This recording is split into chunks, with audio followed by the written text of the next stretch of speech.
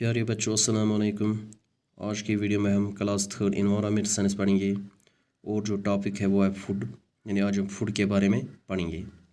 तो यहाँ पे मैंने फूड की डिफिनेशन लिखी है, something that people and animals eat और plants absorb to keep them alive. ऐसी चीज़ जिससे लोग और जानवर खाते हैं या पौधे जज़ब करते हैं ताकि वो ज़िंदा रहें, ऐसी सारी चीज़ों को हम फूड कहते हैं।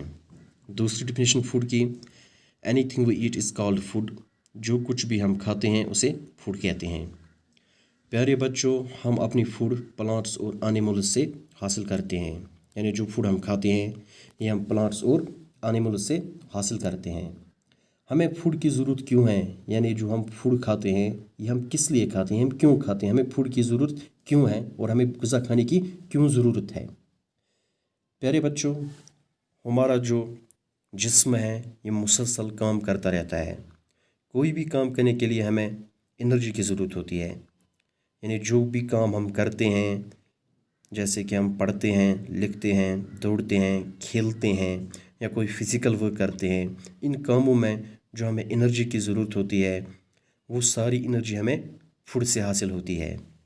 अच्छी ग़िज़ा का मतलब अच्छी सेहत, यानी जब हम अच्छी ग़िज़ा खाएंगे तो हमारी सेहत भी अच्छी रहेगी। सही किस्म की ग़िज़ा एक शख्स की सेहत को बेहतर बना देती है।